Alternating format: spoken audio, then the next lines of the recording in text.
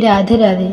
छत्रपति शिवाजी महाराज की वीरता के किस्से कौन नहीं जानता, लेकिन उनके जीवन में भी एक ऐसा समय आया था जब इस महान शक्ति को हमारी भक्ति ने बल दिया था, उनकी जान बचाई थी।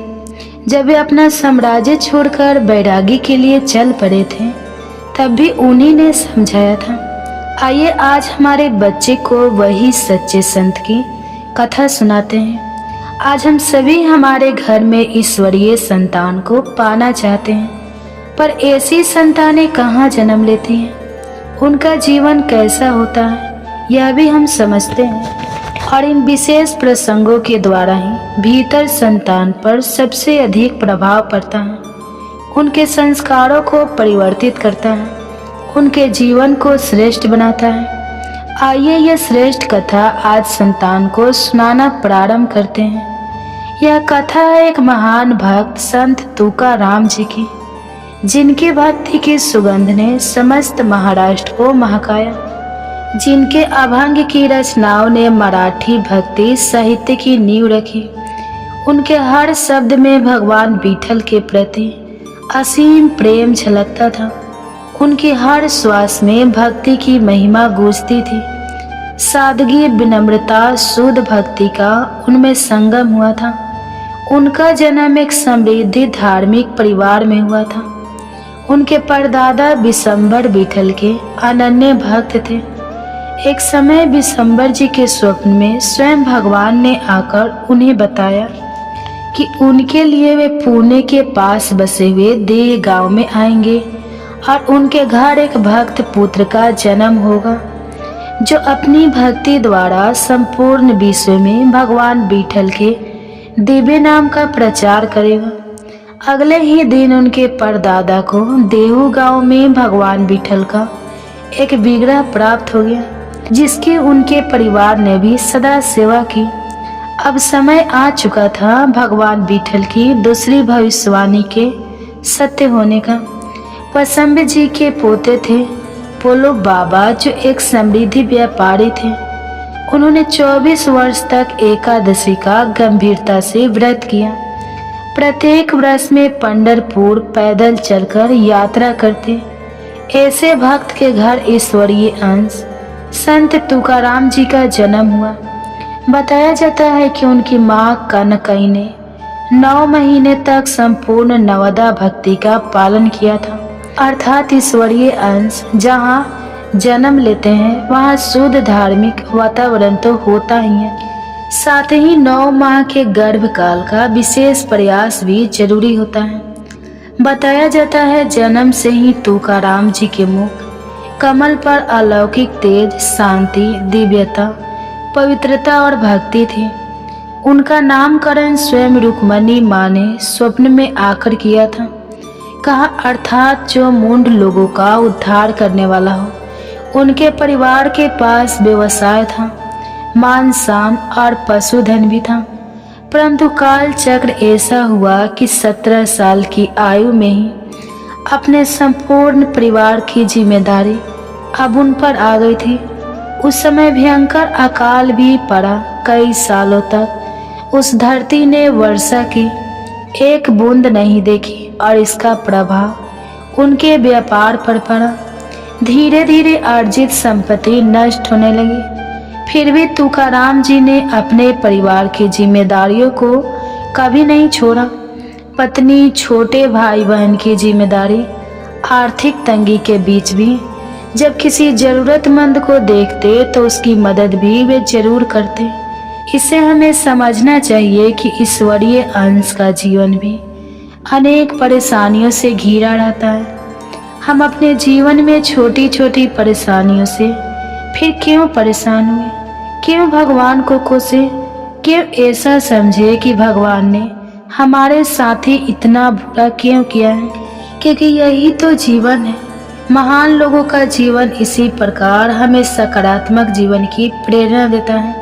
आगे इसी अकाल ने तुकाराम जी को अपने परिवार से दूर कर दिया, तब वे और अधिक प्रभु विठल की भक्ति में लग गए। उनके पास जो बची कुची संपत्ति थी वह उन्होंने अपने छोटे भाई को सौंप दी। वे अब हर समय भगवान विठल के गुणगान, उनके लिए अभंग पदों की रचनाएं करते रहते। उनकी प्रसिद्धि दिनता बढ़ती जा रही थी, लेकिन उनसे द्वेष करने वाले शत्रुओं की संख्या भी उसी अनुपात में बढ़ रही थी। एक बार एक ब्राह्मण परमेश्वर पंडित ने राजकीय अधिकारियों को पास जाकर उनकी शिकायत कर कहा, यह तो क्षुद्र है, उसके मुख से वेदवाणी कैसे निकल सकती है? इसकी मुख से वेदवाणी को सुनना अधर्म है। जब यह बात तुकाराम जी को पता चली तो वे अत्यंत दुखी हो गए। उन्होंने उन ब्राह्मण के पास जाकर कहा भी, सही है ब्राह्मण देव, यह मेरी स्वयं की वाणी नहीं है, यह तो भगवान पांडुरंग की वाणी है। मुझ में किसी की रचना का कहाँ सामर्थ्य है, यह तो वही लिखकर सबको सुनाते हैं। अर्थात हमारे देश में अनेक संतों ने इस बात को सिद्ध किया है कि अद्भुत ज्ञान होने पर भी वे कितने सरल हृदय रहते हैं। साथ ही यह भी समझाया कि प्रभु भक्ति किसी भी जाति से संबंध नहीं रखती। लेकिन आज भी मुझे आश्चर्य होता है कि हम धार्मिक कार्यों के लिए विशेष जाति पर भी हमेशा निर्भर रहते हैं। तब उस समय रामेश्वर पंडित ने कहा कि अगर ऐसा है तो आज ही अपनी सभी रचनाओं को इंद्रायणी नदी में बहा दो। अगर यह वास्तव में भगवान की वेदवाणी हुई तो पांडुरंग स्वयं उनकी रक्षा करेंगे। अब रामेश्वर पंडित के साथ आसपास गांव के लोग भी तुकाराम जी के विरुद्ध हो गए थे। यह देखकर तुकाराम महाराज के तो मानो प्राण ही निकल गए। आखिर भगवान के गुणों से एक तो उनकी रचना ही तो उनकी एकमात्र संपत्ति थी, वे उसे कैसे नदी में बहा सकते थे? लेकिन फिर भी भारी मन के साथ उन्होंने अपनी सारी रचनाओं को इंद्रायणी नदी में बहा दिया। अब उनका मन टूट चुका था। अपने इस संताप को मन में ही समेटकर वे बिना कुछ खाए पिए विठल विठल का नाम उच्चारण करते हुए मंदिर के सामने ही बैठे रहे। इस प्रकार 13 दिन बीत गए। तुकाराम जी के मन को शांति नहीं मिल रही थी। आखिर 13वीं रात को भगवान विठल स्वयं एक बालक के रूप में उनके पास आते हैं और उनसे कहते हैं, हे तुकाराम, तुम शोक मत कर। जिस दिन से तुमने नदी में इन्हें बहाया है, उस दिन से दिन रात मैं स्वयं अपने हाथों में उठाकर नदी में उनकी रक्षा कर रहा हूँ। कल सुबह होते ही तुम्हारे सारे अभंग मैं तुम्हें लौटा दूंगा। इंद्रायणी नदी तुम्हें स्वयं देने आएगी। इस तरह का स्वप्न देव के हर ग्रामवासियों को भी आया। अब सभी लोग सुबह पहुंच गए इंद्रायणी के तट पर और वहां जाकर देखते ही तो सच में तुकाराम जी के सारे अभंग पानी के ऊपर तैर रहे थे। पानी ने उन्हें स्पर्श तक नहीं किया था, वे सारे सुरक्षित थे। यह देखकर तुकाराम जी की आंखों में अश्रु की वर्षा होने लगी। वे अपने पांडुरंग को पुकारते हुए अपने अभंग पदों को आलिंगन करते हुए इंद्रायणी के तट पर ही बैठ गए। गांव वालों ने भी तुकाराम महाराज की जय जयकार की। चारों ओर यह बात फैल गई कि उनकी भक्ति निष्ठा को स्वयं भगवान ने आकर सिद्ध किया है। अर्थात भगवान के घर देर जरूर हो सकती है, अंधेर नहीं। मुझे आज भी लगता है कि चाहे कितनी भी विषमता हो, पर भगवान अपने भक्तों की श्रद्धा और विश्वास की रक्षा अवश्य करते हैं। अब समय था भक्ति का, शक्ति से मिलन का। तुकाराम जी की ख्याति पूरे देश में फैलने लगी थी। आसपास से हजारों लोग उनके भजन कीर्तन सुनने आया करते थे। जब छत्रपति शिवाजी महाराज को उनके बारे में पता चला तब वे अक्सर अपना वेश परिवर्तन करके उनके भजन सुनने आया करते थे। एक बार मुगल सेना महाराज को पकड़ने के लिए भारी सेना लेकर तुकाराम जी के आश्रम जा पहुंची। अब महाराज वहां से निकलने का मार्ग सोचने लगे। तब तुकाराम जी ने कहा, भक्ति से ज्यादा जरूरी कुछ भी नहीं। भगवान चाहेंगे तो वे स्वयं रक्षा करेंगे, तुम कीर्तन में लगे रहो। इधर तुकाराम जी भगवान के समक्ष अपने अभंग के माध्यम से राष्ट्र हित के लिए, अपने राजा की रक्षा के लिए प्रभु से कहते हैं। जहाँ आप प्रहलाद के लिए श्री रूप धारण करते हैं, जहाँ आप हर कण कण में विद्यमान हैं। आइए आज भी अपने भक्त की रक्षा करें। तो बताते हैं, वास्तव में स्वयं भगवान विठल शिवाजी महाराज का वेश बनाकर मुगल सेना के सामने से घोड़े से निकलने लगे। यह देखकर मुगल सेना उनका पीछा करने लगी। शिवाजी महाराज के वेश में आए भगवान उन सैनिकों को भ्रमित करते हुए घने जंगल में ले गए और उनका मार्ग भटका दिया। जब शिवाजी महाराज को इस बात का पता चला तो तुकाराम जी के प्रति उनकी साधु निष्ठा और भगवान के प्रति आसक्ति और अधिक दृढ़ हो गई। उसी समय उनके मन में वैराग्य उत्पन्न हो गया। उन्होंने तय किया कि अब वे अपनी राज सत्ता छोड़कर प्रभु भक्ति में ही अपना जीवन व्यतीत करेंगे। यह निर्णय करके एक दिन वह सब कुछ छोड़कर अकेले जंगल में चले गए।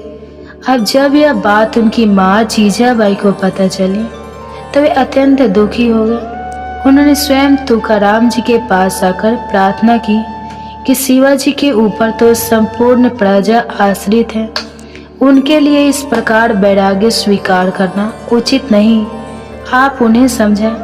तब जब एक दिन शिवाजी महाराज फिर से उनका भजन सुनने आए तो तुकाराम जी ने भजनों के माध्यम से क्षत्रिय धर्म की ऐसी प्रेरक शिक्षा दी कि तब वीर शिवाजी महाराज फिर से अपने कर्तव्यों के निभाने आगे बढ़ चले। संत तुकाराम जी की जीवन गाथा बहुत लंबी है और अनेक प्रेरणाओं से भरी है, पर आज मैं अपनी बात को यहीं विराम दूंगी।